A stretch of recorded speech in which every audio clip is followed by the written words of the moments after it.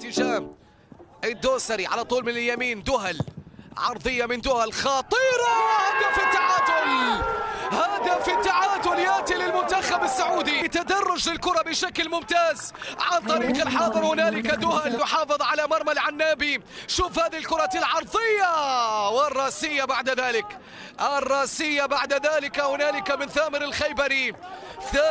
ثامر يرتقي عاليا. ثامر وينه مروان شريف؟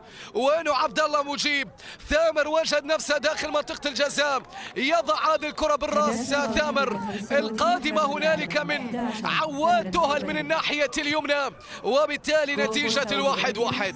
عاد المنتخب السعودي في نتيجة المباراة، عاد المنتخب السعودي في نتيجة المباراة.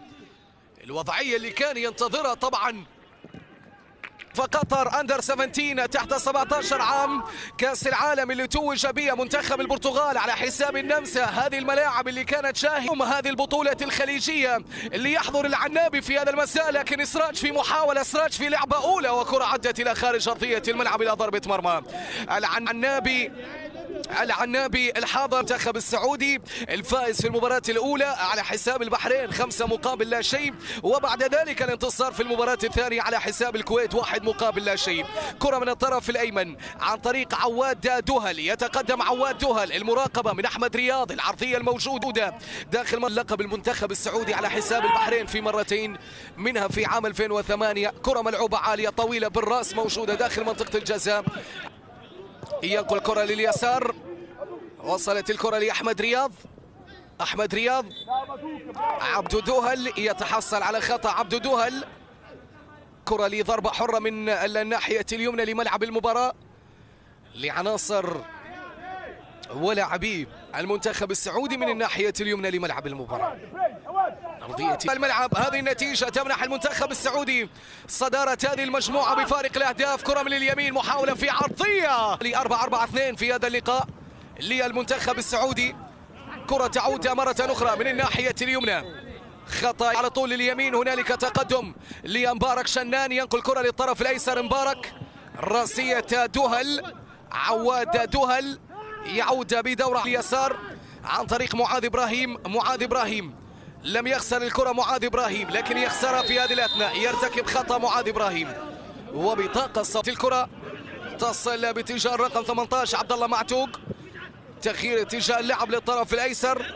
نفذت هذه الكره بالراس، تعود من الشابي، تحولت للطرف الايمن لعناصر المنتخب السعودي. تقدم للامام شابي في هذه العرضيه الموجوده، من ثم هناك كره لضربه حره، ابعاد من هجانه، من ثم عامر.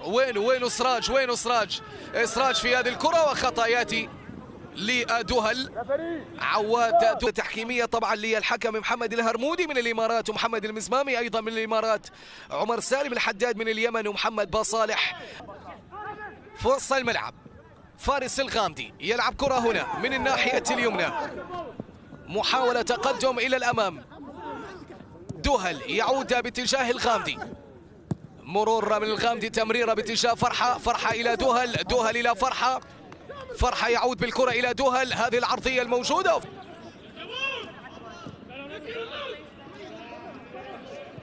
كرة تنقل للأمام، أمير حسن يبعد الكرة، مرت الكرة إلى خارج أرضية الملعب، تعود للمنتخب السعودي. عواد دهل يلعب كرة عالية في القائم الثاني، هذه خطيرة. طلال حجي بالراس من جديد، الخيبري في رينارد كحال الجوير والصانبي اللي يتواجدوا برفقة المنتخب السعودي. المنتخب السعودي اليوم عبر شاشات قنوات الكاس الرياضية في مباراة مهمة من مونديال العرب أمام شقيقه الفلسطيني. لعواد عبد دهل، عواد يلعب كرة باتجاه الخيبري. الخيبري تعيد أمام أحمد رياض، يضطر للعودة إلى عواد دهل. العرضية موجودة، اللعبة الخطيرة، كرة خطيرة. الله على أمير حسن، الله على أمير حسن. هذه الكرة العرضية من عواد دهل. عبد الله رديف في استقبال، عبد الله رديف في تسديد، لكن أمير يا أمير يتصدى، أمير يمنع الكرة، لكن الاستقبال جميل من رديف. صلت هذه الكرة للطرف الأيسر.